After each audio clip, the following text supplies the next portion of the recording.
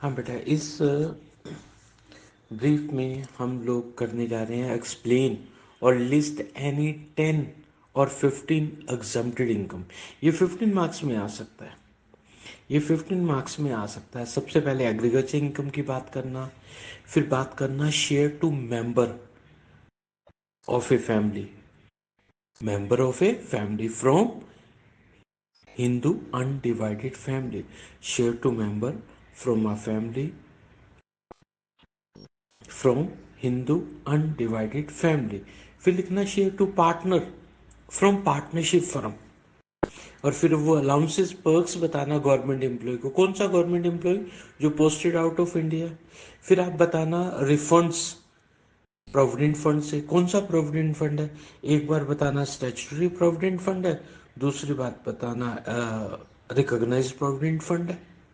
एक refund from annual superannuation fund भी लिखना।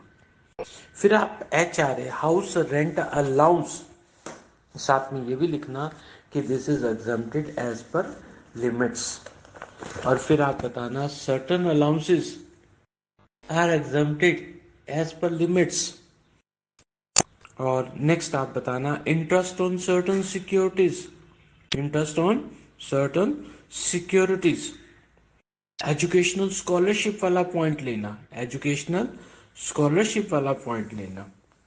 और रिटायरमेंट बेनिफिट्स में रिटायरमेंट ग्रेचुटी लिखना, कम्यूटेड पेंशन लिखना, लीव इनकैशमेंट लिखना। ये सब पॉइंट्स कवर करना। और एग्जाम्प्टेड में एक पॉइंट और बताता हूँ, perks and allowances to MP MLA and MLC. देखो अलाउंसेस के 3 पॉइंट आ गए, एक तो allowances perks to government employ, एक allowances perks to MP MLA, एक एचआरए, एचआरए भी तो एक अलाउंस है। और सर्टन अलाउंसेस, ये भी मैंने बताया, सर्टन अलाउंसेस ये भी टैक्स फ्री होते हैं। आई होप आपको ये सब समझ में आ गया। Thank you very much. हाँ बेटा, इस ब्रीफ में हम लोग एक 5 मार्क्स का क्वेश्चन ले रहे हैं, एक्सेप्शंस टू जनरल रूल। आपको एक क्वेश्चन आएगा कि income earn in the previous year to be taxed in the relevant assessment year comment. जब इस तरह की स्टेटमेंट लिखी आए ना, तो आपने पहले तो जनरल रूल एक्सप्लेन करना है। जनरल रूल क्या है? एनी इनकम, कोई भी income earned in previous year is to be taxed in the relevant assessment year. Here previous year means आपने प्रीवियस ईयर का मतलब लिखना है। हियर असेसमेंट ईयर, आपने असेसमेंट ईयर का रूल मीनिंग लिखना है। उसके बाद आप दोबारा से ये स्टेटमेंट लिखेंगे, any income earn in the previous year to be tax in the relevant assessment year. However this general rule has certain exceptions.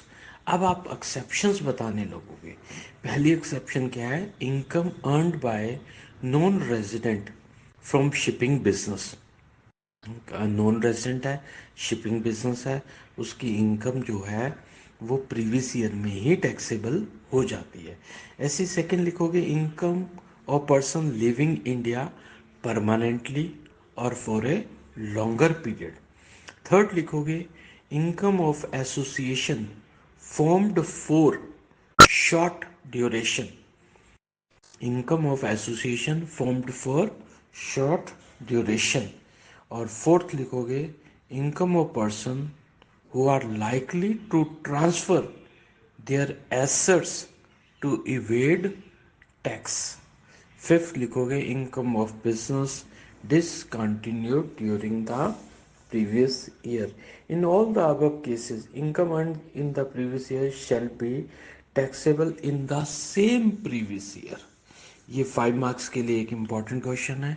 I hope आप इसको समझ जाओगे। Thank you very much.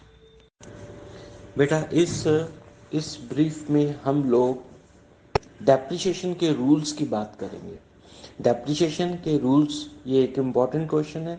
सबसे पहले आपको मीनिंग ऑफ डेप्रिसिएशन बताना है। Decrease in value, decrease in value by reason whatsoever. और डेप्रिसिएशन एक अलाउड एक्सपेंस है while calculating taxable business income of an assessee. इसके इनकम टैक्स में ना डिफरेंट रूल्स दिए हुए हैं। आपने उन रूल्स को यहाँ बताना है, किस एसेट पे डेप्रिसिएशन होती है, किस एसेट पे डेप्रिसिएशन होती है, कैपिटल एसेट पे डेप्रिसिएशन होती है, कितनी होती है, इसके लिए रेट स्पेसिफाई किए गए हैं, एज पर रेट्स होती है, कब होती है, 31 March, last day of the year, वहाँ हम डेप्रिसिएशन कैलकुलेट करते हैं। कौन से एसेट पे होती है, जो एसेट ओन्ड होते हैं, आपके खुद के एसेट होते हैं, उन एसेट पे डेप्रिसिएशन होती है। कौन से मेथड से होती है, तो ये मेथड भी मैंने आपको फुल वीडियो में बताया हुआ है, आप मेरे को बताना कौन सा मेथड यूज किया गया है। एक्चुअल कॉस्ट क्या होती है, एक्चुअल कॉस्ट होती है purchase price of asset plus expenses till asset is put to use. और सबसे बड़ी बात है कि यहाँ डेप्रिसिएशन ब्लॉक वाइज होती है। मान लो कंपनी के पास 10 एसेट हैं, 4 मशीनरी है, चारों का एक ब्लॉक बन जाएगा। 4 फर्नीचर है, फर्नीचर का अलग ब्लॉक बनेगा। बिल्डिंग्स हैं, बिल्डिंग्स के अलग ब्लॉक बनेंगे। और न्यू एसेट पे बेटा हाफ रेट भी हो सकता है, फुल रेट भी हो सकता है। इसके लिए सर्टन कंडीशंस हैं। कंडीशंस क्या है वो आपने मेरे को बतानी है। एडिशनल डेप्रिसिएशन के लिए बेटा मैं आपको बता रहा हूँ 20% भी हो सकती है, 10% भी हो सकती है। इसके लिए कुछ रूल्स भी हैं, और ये बात भी आती है कि कब 20% होती है, कब 10% होती है। ये आप ही ने पढ़कर मेरे को बताना है। अनअब्जॉर्ब डेप्रिसिएशन, बेटा ऐसा होता है कि आपकी इनकम से 1 लाख है, डेप्रिसिएशन 1,50,000 है, तो अब 1 लाख में से 150 माइनस नहीं हो सकता। कितना माइनस हो जाता है, 1 लाख माइनस हो सकता है। इसी को हम बोलेंगे कि डेप्रिसिएशन अब्जॉर्व हो गई और बाकी डेप्रिसिएशन अनअब्जॉर्व रह गई। ये किसी भी और इनकम से एडजस्ट हो सकती है एक्सेप्ट सैलरी। नहीं तो इसको कैरी फॉरवर्ड कर लेना, नेक्स्ट ईयर जब दोबारा से बिजनेस इनकम कंप्यूट करेंगे तब हम इसको लेस करेंगे। आई होप आपको ये ब्रीफ से सारा समझ आ जाएगा। Thank you. हाँ बेटा, यहाँ हम डिस्कस करने जा रहे हैं एग्रीकल्चर इनकम। ये बहुत इंपॉर्टेंट क्वेश्चन है, 15 मार्क्स में ये आना ही आना है। आपको ये बहुत अच्छे से तैयार करना है। सबसे पहले आपने लिखना है कि agriculture income is an important income. सबसे पहले क्या लिखना है, agriculture income is an important income because it is exempted from tax under section 10 subsection 1 of income tax act 1961। और आपने ये भी बताना है कि इसकी जो डेफिनेशन है, act has given a wide and inclusive definition. कैसी डेफिनेशन दी है एक्ट ने, वाइड एंड इंक्लूसिव डेफिनेशन। फिर आपने हेडिंग बनानी है, मीनिंग ऑफ एग्रीकल्चर इनकम। उसके अंडर आपने 3 पॉइंट्स को एक एक करके डिस्कस करना है। जैसे पहला पॉइंट है एनी रेंट और revenue drive from Indian agriculture land used for agriculture purpose. साथ में ये भी लिख देना सब्जेक्ट टू सर्टन कंडीशंस। उसके बाद इसी के नीचे आपने कंडीशंस जरूर मेंशन करनी है। अब ये कंडीशंस कौन सी हैं ये आप मेरे को देख के बताने वाले हो। और सेकंड आपने उसके बाद एक लाइन छोड़कर आपने सेकंड डेफिनेशन लिखनी है, any income drive from agriculture operations including processing और सेल ऑफ एग्रीकल्चर प्रोडक्ट। अगर ध्यान से देखो तो सेकंड पॉइंट के अंदर 3 इनकम्स है, any income drive from agriculture operations including processing, ये प्रोसेसिंग की इनकम है, सेकंड इनकम हो गई इस डेफिनेशन में, और सेल ऑफ एग्रीकल्चर प्रोडक्ट। फिर आपने इन्हीं इन्हीं 3 पॉइंट्स को नीचे नरेट भी करना है। ये मैंने आपको नोट्स दिए हुए हैं, उसमें आप देखना कि इसको कैसे नरेट करना है।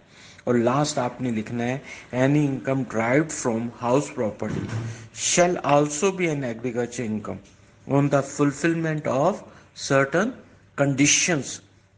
फिर आपने वो कंडीशंस लिख देनी है। एट द एंड आपने एक कंक्लूडिंग पैराग्राफ लिखना है कि एक इनकम एग्रीकल्चर इनकम बन जाती है if there is some link between land income and cultivation. और इसके अलावा आप यहाँ पर एग्जाम्पल्स लिख सकते हो नॉन एग्रीकल्चर इनकम के। ये 15 नंबर का एक बड़ा अच्छा क्वेश्चन बन जाएगा। आई होप इस ब्रीफ से आपको मेन वीडियो देखने में आसानी होगी। Thank you very much. हाँ बेटा, इसमें हम लोग डिस्कस करेंगे एक important question, define annual value, how income is computed of A let out house property. ठीक है, तो डिफाइन करना है एनुअल वैल्यू। तो सबसे पहले आपने एनुअल वैल्यू का मीनिंग लिखना है। Annual value is the rental value which any house can fetch from the market under the prevailing conditions. It depends upon different rental values. 4 rental values हैं, कौन कौन सी हैं जरा चेक करके मेरे को बताना आप। ठीक है, उसके बाद हम एनुअल वैल्यू डिफाइन कैलकुलेट कैसे करते हैं, इसके लिए कुछ स्टेप्स बने हुए हैं। स्टेप 1 2 3, कितने स्टेप है? 1 2 3, 1 2 3। तो पहले स्टेप में हम एक्सपेक्टेड रेंटल वैल्यू निकालते हैं। कैसे? म्यूनिसिपल और fair whichever is higher, इसको हायर को स्टैंडर्ड से कंपेयर करके विच एवर इज लेस, इसी को हम एक्सपेक्टेड बोलते हैं। और एक्चुअल रेंट सेकंड स्टेप में, एक्सपेक्टेड और एक्चुअल रेंट दोनों में से विच एवर इज हायर, इसी हायर को थर्ड स्टेप में लेकर जाते हैं और इसमें से माइनस करते हैं loss due to vacancy period. बस इतना कर दो, आपके पास पहले ग्रॉस एनुअल वैल्यू आती है, फिर उसमें से म्यूनिसिपल टैक्सेस माइनस होते हैं, तो जाकर आपके पास एनुअल वैल्यू आती है, जिसको आप नेट एनुअल वैल्यू भी बोल सकते हो। अब इनकम कैसे कंप्यूट करनी है, तो उसमें हमने लिखना है first of all we will calculate gross annual value. उसके डिफरेंट स्टेप्स होते हैं as discussed above. Now deduct municipal tax paid by owner, paid by owner, बस वही म्यूनिसिपल टैक्स माइनस करने हैं, इससे आपकी नेट एनुअल वैल्यू आ जाएगी। अब इस नेट एनुअल वैल्यू में से डिडक्शंस होती हैं। कौन सी डिडक्शन होती हैं? एक 30% ऑफ एनुअल वैल्यू, ये स्टैंडर्ड है, ये फिक्स्ड है, ना कम होगी ना ज्यादा होगी। एक इंटरेस्ट और लोन, लोन क्यों लिया था जी? लोन फॉर दिस हाउस, इस हाउस के कंस्ट्रक्शन के लिए, परचेज के लिए, रिपेयर के लिए, रेनोवेशन के लिए लोन लिया था, और इसको लेस करके हमारे पास इनकम आ जाएगी। आई होप आप ये ब्रीफ समझ गए। अगर आप ब्रीफ समझ गए तो अब आप पूरा वीडियो भी देख सकते हो। Thank you. हाँ बेटा, अब हम ब्रीफ ले रहे हैं बेसिक कंडीशंस का। बेसिक कंडीशन कैसे लिखनी है? पूरी बात लिखनी है। He has been in India for 182 days और मोर। 182 डेज के साथ आपने और मोर जरूर लिखना है। During the relevant previous year, ये भी बात लिखनी है, during the relevant previous year. और ये तो होगी पहली कंडीशन। उसके बाद और सेकंड कंडीशन पे चलते हैं। He has been in India for 60 days or more, 60 days or more in the previous year and 365 days or more in 4 years preceding the previous year। हाँ बेटा, ये दो बेसिक कंडीशंस हो गई हैं। दोनों में से अगर आप एक भी बेसिक कंडीशन पूरी करते हो तो you are resident of India, आप रेजिडेंट एसएससी बन जाते हो। अगर आप दोनों फेल कर गए ना तो आप तो नॉन रेजिडेंट बन जाओगे। Thank you. हाँ यश बेटा, ये ना रेजिडेंशियल स्टेटस वाला, रेजिडेंशियल स्टेटस का टॉपिक है, ये पक्का आना है हमें एग्जाम में 15 मार्क्स। क्या है? Tax liability in India depends upon residential status of SSC. फिर हमने ये भी बताना है कि ये डिफरेंट कंसेप्ट है फ्रॉम सिटीजनशिप। सिटीजनशिप अलग बात है और रेजिडेंशियल स्टेटस बिल्कुल अलग बात है। एन एसएससी में बी रेजिडेंट और मे बी नॉन रेजिडेंट। आप रेजिडेंट भी हो सकते हो इंडिया के, आप नॉन रेजिडेंट भी हो सकते हो। ये डिपेंड करता है बेसिक कंडीशंस पर। आपने अच्छी तरह से बेसिक कंडीशंस को पढ़ना है। बेसिक कंडीशन दो हैं, ठीक है, और बीच में लिखा हुआ है और। इसका मतलब है कि एक कंडीशन फुलफिल करने से आप रेजिडेंट बन जाते हो। एक कंडीशन, दो में से एक कंडीशन फुलफिल करके आप रेजिडेंट बन जाते हो। अगर आप दोनों फेल करते हो, दोनों बेसिक कंडीशंस फेल करते हो, तो आप नॉन रेजिडेंट बनते हो। बेसिक कंडीशंस क्या है? पहली बेसिक कंडीशन है कि आपका स्टे 182 डेज और मोर होना चाहिए। 182 डेज लिखना है और मोर भी लिखना है, और 60 डेज और more and and and 365 days और मोर। ये दो बेसिक कंडीशन है।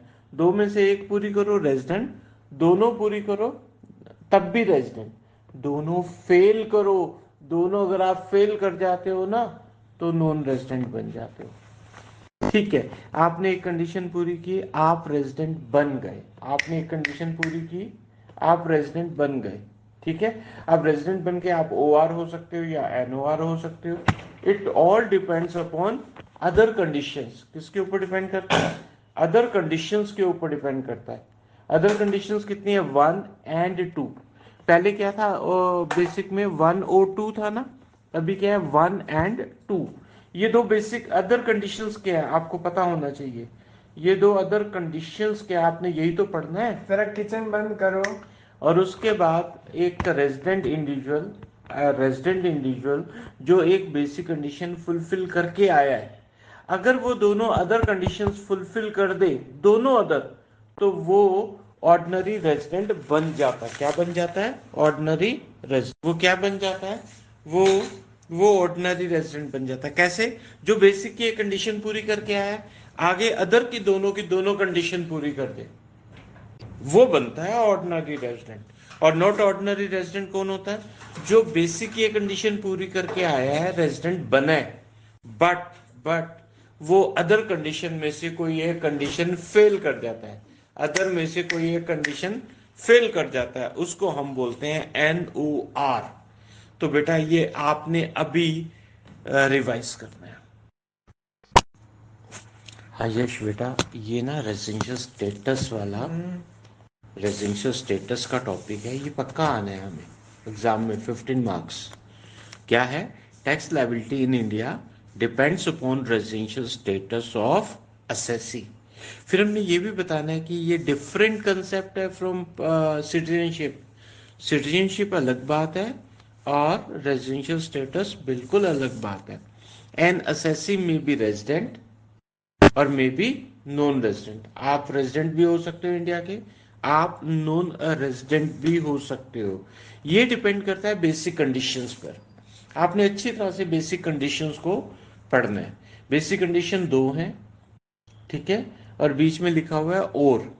इसका मतलब है कि एक कंडीशन फुलफिल करने से आप रेजिडेंट बन जाते हो। एक कंडीशन, दो में से एक कंडीशन फुलफिल करके आप रेजिडेंट बन जाते हो। अगर आप दोनों फेल करते हो, दोनों बेसिक कंडीशंस फेल करते हो, तो आप नॉन रेजिडेंट बनते हो। बेसिक कंडीशंस क्या है? पहली बेसिक कंडीशन है कि आपका स्टे 182 डेज और मोर होना चाहिए। 182 डेज लिखना है और मोर भी लिखना है, और 60 डेज और more and and and 365 days और मोर। ये दो बेसिक कंडीशन है। दो में से एक पूरी करो रेजिडेंट, दोनों पूरी करो तब भी रेजिडेंट, दोनों फेल करो, दोनों अगर आप फेल कर जाते हो ना तो नॉन रेजिडेंट बन जाते हो। ठीक है, आपने एक कंडीशन पूरी की, आप रेजिडेंट बन गए। आपने एक कंडीशन पूरी की, आप रेजिडेंट बन गए। ठीक है, अब रेजिडेंट बन के आप ओआर हो सकते हो या एनओआर हो सकते हो। It all depends upon other conditions. किसके ऊपर डिपेंड करता है? अदर कंडीशंस के ऊपर डिपेंड करता है। अदर कंडीशंस कितनी है? 1 एंड 2। पहले क्या था? बेसिक में 1 और 2 था ना, अभी क्या है? 1 एंड 2। ये दो बेसिक अदर कंडीशंस क्या है आपको पता होना चाहिए। ये दो अदर कंडीशंस क्या, आपने यही तो पढ़ना है। जरा किचन बंद करो। और उसके बाद एक रेजिडेंट इंडिविजुअल जो एक बेसिक कंडीशन फुलफिल करके आया है, अगर वो दोनों अदर कंडीशंस फुलफिल कर दे, दोनों अदर, तो वो ऑर्डिनरी रेजिडेंट बन जाता है। क्या बन जाता है? Ordinary resident. वो क्या बन जाता है? वो वो ऑर्डिनरी रेजिडेंट बन जाता है। कैसे? जो बेसिक की एक कंडीशन पूरी करके आया है, आगे अदर की दोनों कंडीशन पूरी कर दे, वो बनता है ऑर्डिनरी रेजिडेंट। और नॉट ऑर्डिनरी रेजिडेंट कौन होता है? जो बेसिक की कंडीशन पूरी करके आया है, रेजिडेंट बना है, बट वो अदर कंडीशन में से कोई एक कंडीशन फेल कर जाता है, अदर में से कोई एक कंडीशन फेल कर जाता है, उसको हम बोलते हैं NOR। तो बेटा ये आपने अभी रिवाइज करना है।